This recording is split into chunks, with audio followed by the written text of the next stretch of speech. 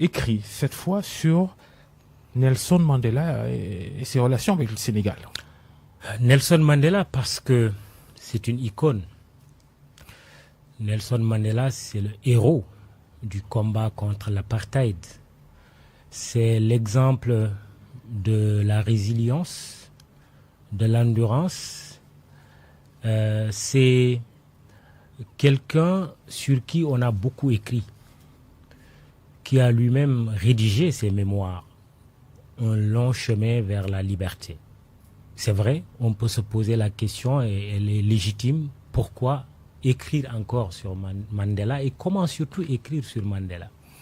Il se trouve, Babacar Fall, qu'au gré de mes échanges en tant que journaliste comme toi, avec des personnalités de notre pays, on m'a fait la confidence que Nelson Mandela entretenait une relation particulière avec le Sénégal et que le Sénégal a eu à faire un geste de générosité à son endroit. D'ailleurs, on y revient tout à l'heure, cette grosse confidence que... C'est la trame du livre, cette confidence que l'ancien président Abdou Diouf m'a faite en disant oui, Mahmoud Ibra Kane, quand je lui ai posé la question, puisque j'avais l'information, mais j'avais besoin d'une confirmation de la source A qu'il est, lui, le président Abdou Diouf. Il a répondu oui.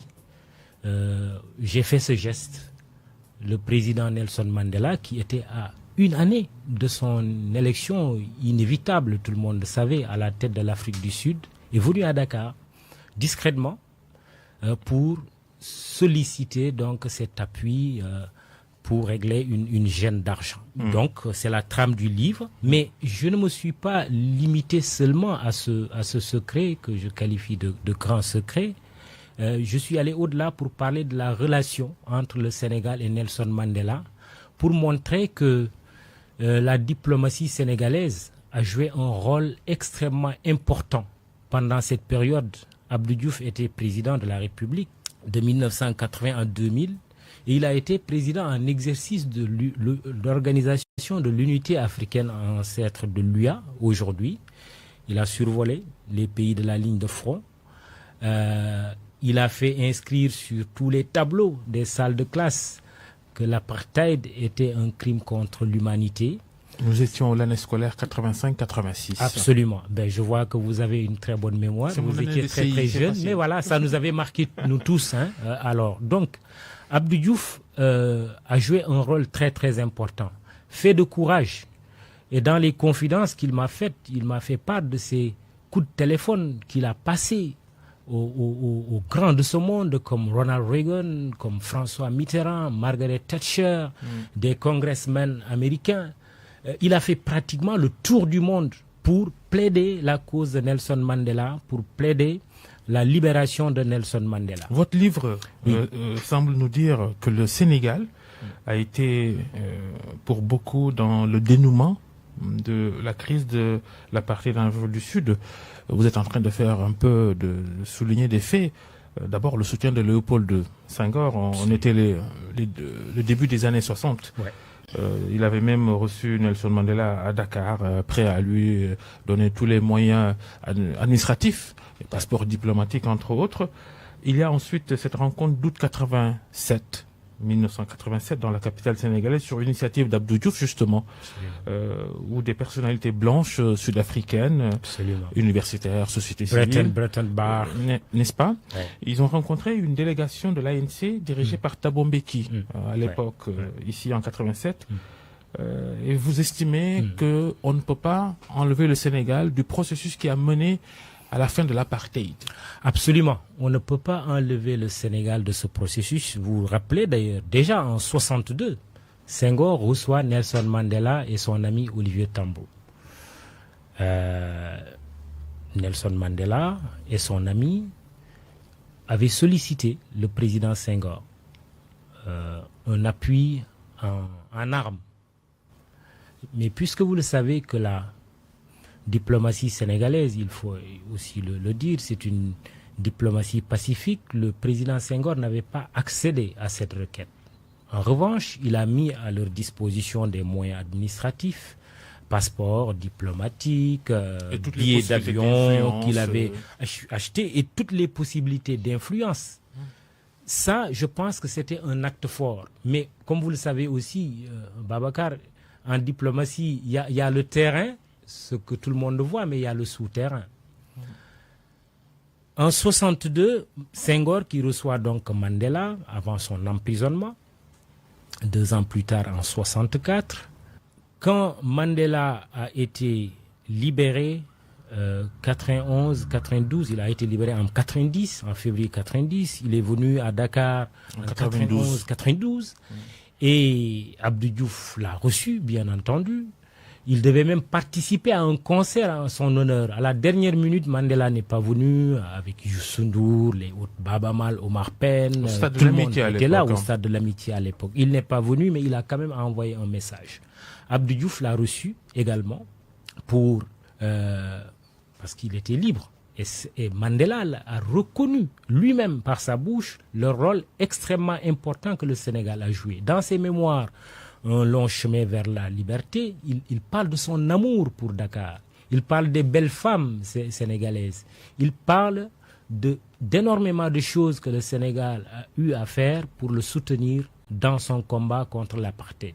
Donc, le Sénégal a été au cœur de cette lutte contre l'apartheid, mais ce qui est encore le plus symbolique, Babacar Fall, posons-nous la question.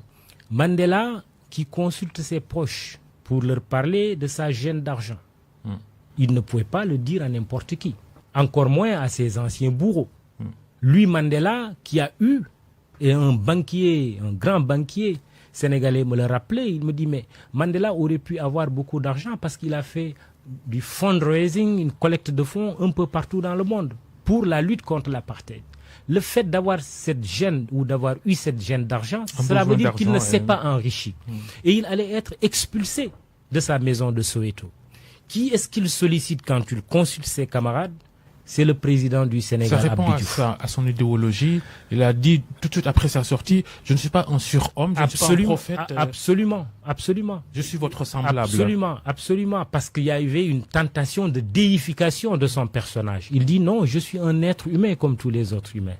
Eh bien, Babacar, être humain, il avait aussi des soucis d'argent et le Sénégal l'a appuyé. Et tenez-vous bien, même devenu président de la République, à chaque fois que Mandela rencontrait un officiel sénégalais dans le monde, comme Moussa Touré en Allemagne, Moussa Touré en Allemagne à Bonn, qui était ambassadeur du Sénégal en Allemagne, il lui disait « Transmettez mes salutations et mes remerciements au président Abdou Diouf pour ce qu'il sait et que je sais que seuls nous deux savons. » Anecdote, Moussa Touré s'est empressé d'envoyer un téléx. C'est les moyens de l'époque. Un téléx à Abdou Diouf. Mais justement, Abdou Diouf, on en parle beaucoup. Sans doute, celui qui a, de tous les présidents sénégalais, celui qui a fait le plus dans ses relations entre Nelson Mandela et le Sénégal. Abdou Diouf, donc, que vous avez rencontré dans le cadre de la rédaction de votre livre. Il vous en a livré des secrets. Lui, Diouf, le très peu bavard. Il vous confirme qu'il a donné, oui, un gros chèque à Nelson Mandela, qui était discrètement revenu à Dakar pour le solliciter. C'était en 1993 et en pleine campagne électorale pour la présidentielle de cette année-là au Sénégal. Abdou Diouf a dû écourter sa campagne pour recevoir seul Nelson Mandela dans une salle du palais présidentiel de Dakar. Mandela avait besoin donc d'argent parce que, disait-il, il risquait de perdre sa maison de Soweto. Pourquoi il a pensé au Sénégal? On vous a vu écrire que ses amis, ses proches, ses militants de l'ANC lui ont dit mais allez vite au Sénégal, ils vont le faire. Absolument. Et c'est ce qu'Abdou Diouf a dit et c'est ce que Nelson Mandela lui a dit quand il est venu le voir. Nelson Mandela a appelé à plusieurs reprises le président Abdou Diouf qui était en pleine campagne. Au regard de l'insistance de ses appels, le président Abdou Diouf a fini par le prendre. Et il a écourté sa campagne électorale en 93, souvenez-vous, c'était quand même un contexte électoral très difficile, accusation de fraude. Abdou Diouf, malgré l'enjeu, est venu à Dakar pour le recevoir. Mais il y a un passage, parce que vous avez parlé de chèque. Si vous interrogez les banquiers, ils vont vous dire un chèque, ça veut dire qu'il y a une traçabilité. Je crois qu'il y avait un souci de transparence. il y avait à côté cette intégrité de Nelson Mandela qu'il faut également relever. Toujours sous le contrôle des banquiers. On peut avoir un doute quand même sur l'opération, mais bon. On peut avoir un doute, oui. Abdou Diouf a refusé de vous dire combien il a donné. Oui, il ne l'a pas dit. Est-ce qu'il a trouvé l'argent? Parce qu'il a dit, qu'il ne l'a pas puisé de ses fonds politiques. Oui, il a une partie. Il a puisé une partie des fonds politiques qui n'étaient pas suffisants. Et il appelle le Premier ministre, le ministre des Finances, pour qu'il trouve le reste de l'argent. Tout à fait. Mais gros doute sur la transparence quand même. Oui, on peut toujours en discuter, mais je pense qu'il y avait une volonté de transparence. Comme j'ai dit, quand on fait un chèque, ça veut dire que le chèque est traçable. Surtout à l'époque, on n'avait pas autant de banques aujourd'hui, encore moins de banques internationales. On peut le tracer. La deuxième chose, Babacar, je le dis en toute honnêteté, en tant que journaliste, je suis comme vous soucieux de la transparence. Je suis même partisan de la comptabilité quelque part des fonds politiques. Ailleurs, il y a la Cour des comptes ou en tout cas des organes de contrôle des dépenses de l'État qui également connaissent des fonds politiques. Mais il faut également savoir que chacun a sa tradition. Les fonds politiques servent à quelque chose. D'abord, Babacar, qui peut refuser à Nelson Mandela une réponse favorable à une telle sollicitation? C'est quand même Nelson Mandela. Ouais, mais c'est une sollicitation privée. Oui, mais d'accord, mais privée, mais Nelson Mandela n'était pas n'importe qui, Babacar Fall. C'était le héros de l'apartheid qui a subi pendant plus de 27 ans les brimades de la soldatesque sud-africaine. Est-ce qu'on se souvient de toutes ces victimes de Soweto? Les Steve Biko. Il faut quand même replacer les choses dans leur contexte.